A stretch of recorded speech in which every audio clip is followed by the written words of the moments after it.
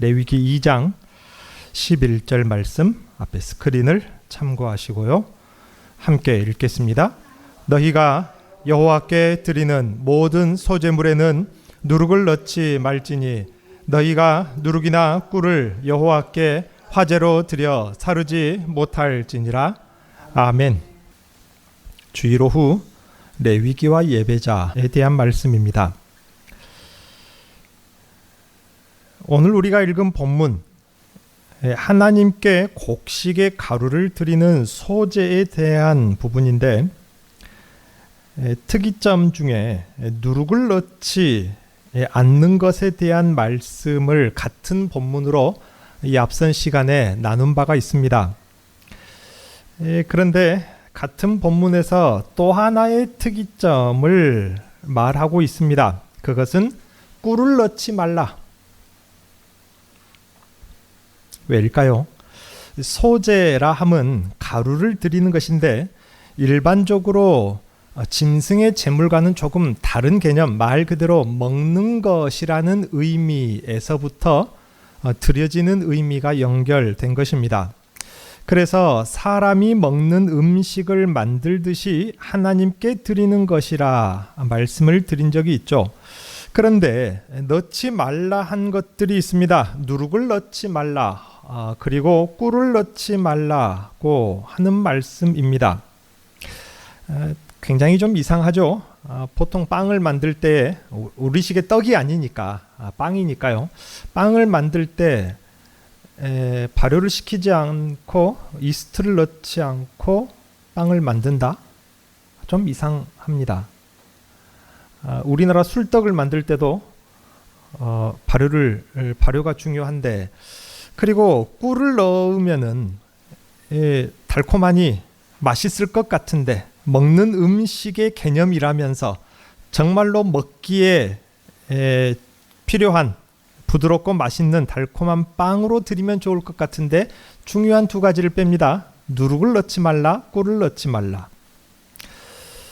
여기서 꿀이라 함은 우리 생각에 벌꿀일 것 같은데 그 지역에도 물론 벌꿀이 있습니다마는 벌꿀은 유대 광야에서 사실상 얻기 힘든 것입니다. 저쪽 북쪽 갈릴리 지방이나 할몬산 그쪽 위로 올라가야 벌꿀을 조금 쉽게 얻을 수 있지, 성경의 배경이 되는 예루살렘 주변의 유대 광야에서는 벌꿀은 사실상 구하기가 힘듭니다. 저 옆에 지중해 쪽 샤론 평야 같은 경우는 꽃이 많이 피니까 이 빨간색 꽃하고 비슷한 무슨 꽃입니까? 아네모네라고 하기도 하고 꽃양귀비라고 하기도 하는 그 꽃이 샤론 평야에 있으니까 그쪽에는 삼손이 꿀을 얻기도 하고요. 그런 벌꿀이 아니고요. 일반적으로 성경에서 꿀 하면은 벌꿀을 먼저 떠올리지 마시고 종려나무 열매를 먼저 떠올리는 것이 성경 대다수 꿀이라는 단어에 더 가깝습니다. 종려나무 열매 여러분 드셔보셨죠? 생각나십니까? 지난번에 그거 엄청 달지요.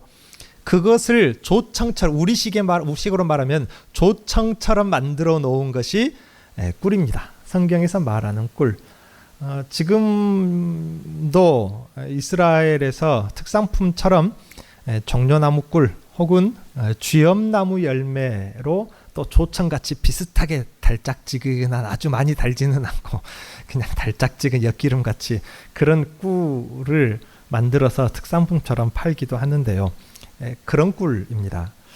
이 꿀이라는 것이 가지는 이 당시 성경 속의 사람들의 독특한 상징적인 의미가 있는데, 혀의 단맛을 느끼게 하기 때문에 고대 시대 사람들은 인간의 본능적인 즐거움을 나타내는 말로 사용했습니다. 이것은 우리들과도 비슷하죠. 사람이 저 사람을 설득시켜야 돼요. 그러면은 막 위압적으로 그렇게 말해야 설득이 되겠습니까? 저 사람이 듣기 좋은 말을 해야 설득이 되겠습니까? 그렇죠. 듣기 좋은 말을 해야 설득이 되겠죠. 그런 말을 가리켜서 귀에 뭐한 말? 귀에 달콤한 말. 귀는 미각이 없는데 달콤한 말이라고 해요. 우리식의 그런 표현하고 똑같습니다. 듣기 좋은 말을 가리켜서 귀에 달콤한 소리라고 하고, 요즘 세대는 젊은 사람들을 말합니다. 요즘 세대 젊은 사람들은 아주 좋거나 조금만 일해도 많은 유익을 얻을 수 있는 일을 가리켜서 꿀이라는 말을 사용합니다. 그래서 별로 일하지 않는데 돈은 돈대로 다 받고 있으면은 그것 보고 젊은 사람들 말로 꿀 빨고 있다라고, 마치 나비나 벌꿀이 꽃에 앉아서 꿀 빨고 있는 것처럼 그런 표현으로 사용을 하기도 합니다. 어찌됐건 좋은 일, 좋은 말을 가리켜서 꿀이라는 단어를 사용하는 것처럼 성경 속에 사는 사람들도 입에 달콤한 맛을 느끼게 하는 이 조청 같은 이 꿀들이 그러한 의미입니다. 이에 대해서 오늘 본문에 하나님께 나와서 제사를 드리는 소제물에 꿀을 넣지 말라는 의미, 여기와 연관지어서 생각을 해봐야 합니다. 하나님께 제사를 드리기 위해서 나오는 사람은 오직 하나님을 예배하기 위한 목적 외에 다른 목적, 즉 세상적인 어떤 즐거움이나 세상적인 쾌락이나 세상의 것을 추구하기 위한 목적으로 하나님 앞에 나아가지 말라는 것으로 이 말씀을 성경 속 사람들, 특히 유대인들은 그렇게 이해를 했다고 합니다. 그것이 성경의 언어가 되었겠죠. 우리가 생각할 때에 하나님을 예배하는 것이 물론 하나님을 즐겁게 하는 일인데, 사람도 즐거우면 물론 더 좋습니다. 물론 사람도 즐거워야 한다는 의미도 분명히 있습니다. 그런데 사람의 즐거움이라는 것이 하나님을 만났기 때문에, 하나님과 교제하기 때문에, 하나님의 말씀을 듣기 때문에, 하나님의 뜻을 헤아리고 또 하나님의 약속을 소망하기 때문에 즐거운 것이라면 그 사람의 즐거움은 마땅한 것이고 좋은 것입니다. 언제요? 하나님께 예배할 때, 예배하러 나왔을 때 말입니다. 그러므로 예배라는 것은 하나님을 즐겁게 하는 것이 제1의 목적이고, 하나님의 즐거움에 참여함으로 하나님과 함께 즐거워하는 것이 예배라는 것이라, 그렇게 오늘 본문은 우리에게 가르쳐 주는 것입니다. 그것을 요약해서 무엇을 넣지 마라? 꿀을 넣지 말라. 우리의 예배는 오로지 하나님의 즐거움에, 하나님의 기쁨에 집중이 되기를 힘써야 합니다. 그런데 엉뚱한 즐거움을 바라는 경우가 있다는 것입니다. 그래서 예배의 의미가 왜곡된다는 것이죠. 오로지 사람의 즐거움에 초점이 맞춰지고 세상적인 즐거움을 얻으려 예배하는 경우가, 또 교회로 모이는 경우가 있다는 것입니다. 오늘 본문에 하나님께 드려지는 제사, 곧 예배에서 꿀을 넣지 말라는 것은 결국 오직 하나님을 예배하는 것 외에 다른 세상적인 즐거움을 그 목적으로 넣지 말라는 의미입니다. 물론 아까도 말씀드렸다시피 우리도 즐거우면 좋습니다. 그런데 그 즐거움이 예배에서만큼은, 우리가 예배로 모일 때만큼은 하나님의 즐거움에 우리가 초점을 모아야 한다, 그 말입니다. 그것이 없으면은 다른 즐거움은 아무리 있어도 의미가 없는 것입니다. 꿀을 제거해야 합니다. 특별히 신약의 성도들은 하늘의 소망을 둔 하늘나라의 백성입니다. 하나님이 주시는 하늘의 소망으로 즐거워하며 예배해야 할 사람들이 이 땅의 즐거움을 가지고 그것을 목적으로 예배한다면 그것은 분명 예배의 의미를 훼손하는 것입니다. 하나님께 드려지는 우리의 모든 의미가 다 훼손되어지는 것입니다. 이 세상을 사랑하는 많은 사람들에게는 각각 저마다 인생의 목적이 있습니다. 개인의 삶의 목적이란 개인이 중요하게 가치 있게 느끼는 것들과 연결되어 있죠. 그래서 어떤 사람은 놀고 먹고 소비하는 데 인생의 가치를 두고 그것을 위해서 사는 사람이 있습니다. 때로는 그것이 가치가 있다라는 말이 설득력이 있을 때도 있죠. 또 어떤 사람은 자신보다 다른 사람을 위해 헌신하는 것에 가치를 두는 사람도 있습니다. 그래서 공익을 위해 일하기도 하고 다른 사람을 행복하게 하는 목적을 가지고 거기서 만족감을 얻으며 사는 사람도 있습니다.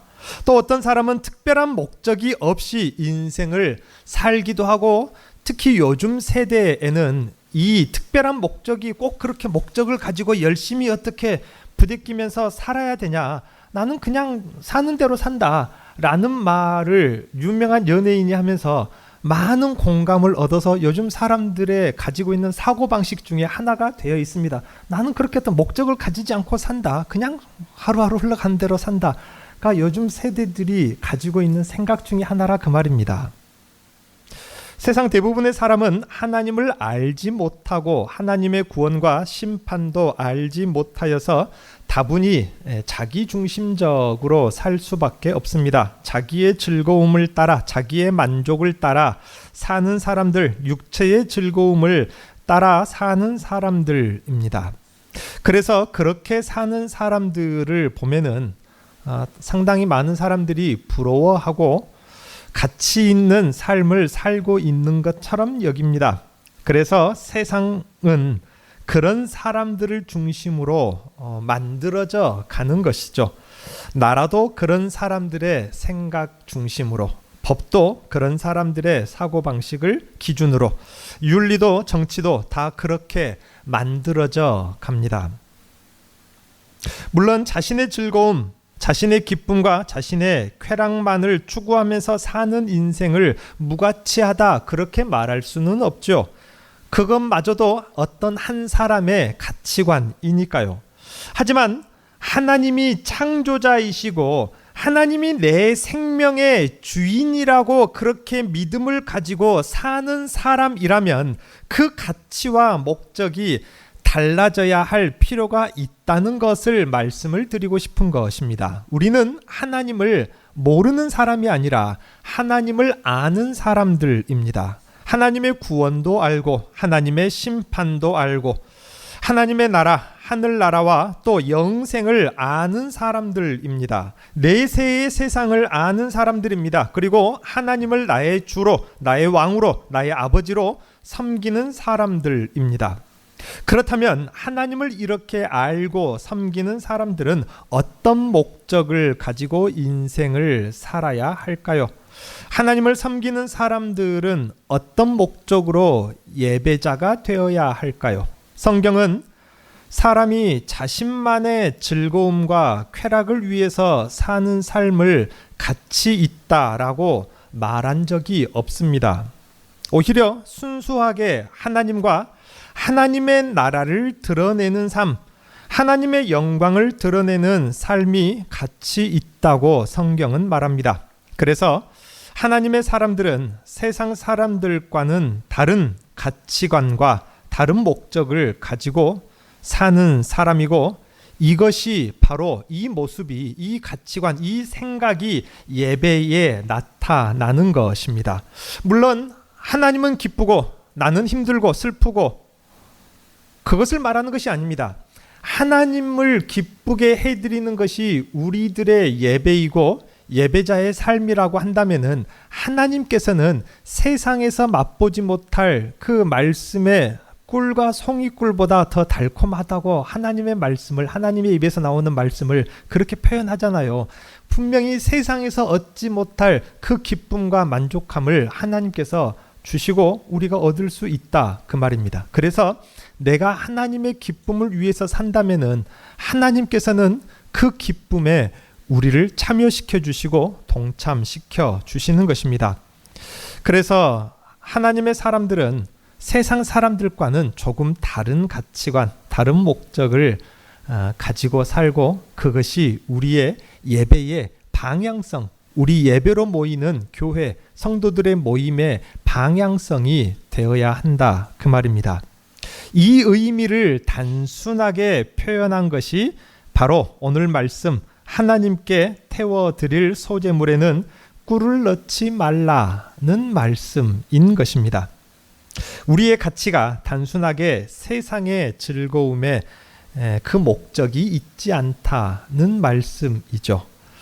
많은 교회들이 사실 이 부분을 잘 구별하지 못하는 경우가 있습니다.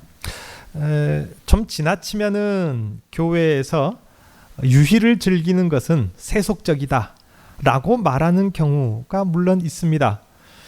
교회에서 유희를 즐길 수 있어요. 성도 간의 교제, 그것마저도 우리가 성도로 모였기 때문에 형제 간의 즐거움이라면은, 하나님의 자녀들의 즐거움이라면은 그것도 하나님을 기쁘시게 할 수가 있다, 그 말입니다. 그러나 또 그것을 분별하지 못하면은 우리가 성도 간에도 서로 사랑하고 화목해야지 하면서 그 성도 간의 사랑과 화목을 빌미로 그저 세속적인 즐거움에 빠져버리려고 한다, 그 말입니다.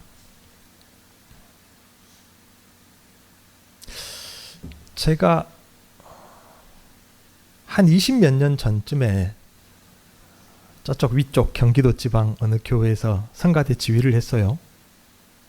대학원을 다니면서 지휘를 했는데 어쩌지 하다가 성가대 회식을 할 때가 있었습니다.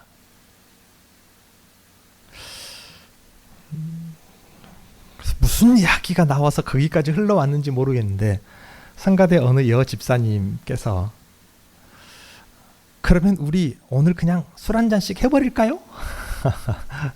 아주 보수교단의 교회 성가대였는데 그것을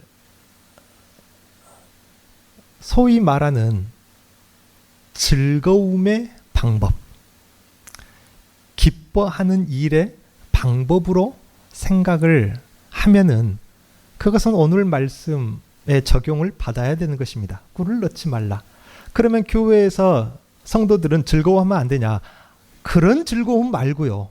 꿀을 넣지 말라는 말은 그런 즐거움을 말하는 것이고, 그런 즐거움이 아니라 하나님 안에서 우리 성도가 교제하는 것, 시편에서도 말하고 있는 것처럼 형제가 서로 연합하여 동거함이 어찌 그리 아름다운가. 하나님도 그것을 기쁘시게 여기십니다. 그러한 의미 안에서 성도의 즐거움을 우리가 찾기를 힘써야지. 우리도 한번 회식 나온 김에, 교회를 나온 김에 우리도 술 한 잔씩 해버릴까? 그것이 성도의 즐거움이 아니다. 아주 단편적인 예입니다마는 그런 꿀을 제거해야 한다, 그 말입니다. 물론 술 마시는 것이 죄는 아닙니다. 성경에 술이라는 것이 죄라고 말하지 않았기 때문에. 그러나 성경에서 말하고 있는 그 술이라는 것은 물을 대신하는 것이고 어쩔 수 없이 발효되는 것을 먹고 취하는 경우가 있다는 것을 말하지, 성경의 가치관은 술 취하지 말라, 술 마시지 말라가 성경의 가르침의 본질입니다. 그래서 정작 성경 속에 사는 유대인들은 예수님도 술 마셨으니까 우리도 술 마실 수 있는, 그것은 말 그대로 그 사람들 핑계입니다. 술은 가급적 마시지 않는 것이 좋습니다. 그래서 성경 속에 사는 사람들은 반드시 술을, 포도주를 마셔야 할 때는 물에다 희석시켜서 마십니다. 그 사람들은 오히려 술 취하지 말라는 하나님의 말씀을 그렇게 지키려고 한다, 그 말입니다. 물에다 희석시켜서. 4잔의 포도주를 마셔야 되는 예식 절차가 있어요. 그럴 때는 어떻게? 혀끝에다가 포도주를, 술을 한 방울 떨치면은 그것을 한 잔 마신 것으로 인정을 해주는, 그렇게 해서라도 정작 성경 속에 산 사람들은 술 안 마시려고 하는데, 우리나라 사람들은 몇 단계 거쳐서 성경이 번역돼서 들어오다 보니까 예수님도 포도주를 만들어 버렸는데, 예수님은 포도주를 마치 담근 것처럼 예수님 포도주를 만들어 버리셨고, 그렇게 해석을 하면 안 되는 것이죠. 그래서 우리가 신령한 그 기쁨의 맛을 보기를 우리는 기도하고 힘써야 하는 것입니다. 그래서 교회 다니는 목적, 하나님께 예배하는 목적은 내가 고행하고 내 자신을 괴롭혀서 하나님이 내 기도 응답을 해주시겠지, 멸시천대 십자가를 우리가 져야 되는 건 맞습니다. 그렇지만은 하나님께서 우리를 예배의 자리로 하나님을 만나게 하기 위해서 불러 모으시는 목적은 여러분을 슬프고 힘들고 괴로움을 주려고 여러분을 예배 자리로 모이게 하겠습니까? 아니면은 하나님의 기쁨과 즐거움에 참여시키려고 여러분을 예배 자리로 하나님께서 부르신 것이겠습니까? 하나님의 목적은 분명히 여러분들의 기쁨에 있습니다. 그러나 그 기쁨이라는 것이 꿀이 주는 기쁨이 아니다 그 말입니다. 하나님께서 우리에게 주시는 그 신령한 기쁨이 있는데 그것은 아가서의 말씀처럼 세상의 포도주보다 더 진하는 것이다. 더 나은 것이다 라고 말씀하시는 것이 있는데 우리는 그것을 사모해야 됩니다. 그렇기 때문에 여러분 기도하실 때에 특히 예배로 나올 때 예배를 준비할 때에 여러분 기쁨을 위해서 기도하십시오. 우리 교회 표처럼 하나님 내가 하나님 섬기는데 예배하는 사람인데 하나님의 자녀인데 기쁘지 않습니다. 이거 잘못된 거 아닙니까? 여러분 그거 잘못된 거 맞습니다. 하나님께 내 삶에 내 마음에 기쁨과 행복을 달라고 여러분 기도하셔야 됩니다. 이것이 하나님께서 여러분을 향한 제1의 목적이기 때문입니다. 이것이 우리 인생의 목적이고 방향성, 예배의 방향성입니다. 여러분의 생의 가치는 무엇입니까? 나의 예배의 목적은 무엇입니까? 나의 생의 가장 큰 가치는 무엇입니까? 그것이 하나님께 있고 하나님의 영광과 내세 천국에 있기를 힘쓰시고요. 그 안에서 세상의 어떤 고난의 바람으로도 세상의 풍파로도 세상 사람들의 입김으로도 꺼지지 않는 기쁨의 등불이 여러분 안에 되어야 합니다. 그래서 바울 사도를 보십시오. 감옥 안에 갇혔어도 그는 마음속에 그 빛이 있고 꺼지지 않는 그 불이 있고 마음속에 그 꺼지지 않는 식지 않는 기쁨이 있어서 하나님을 찬송한 것입니다. 억지로 찬송했겠습니까? 성령의 감동이 그를 기쁘게 하니까 찬송을 했겠죠. 하나님을 알아가십시오. 말씀을 사모하시고 그래서 비록 우리의 몸이 연약해질지라도 세상에서 내 몸과 마음이 더 무거워질지라도 하나님께서 성령께서 주시는 이 기쁨으로 날마다 찬송하는 예배의 삶을 살게 해달라고 기도해 보시기 바랍니다. 기도하겠습니다.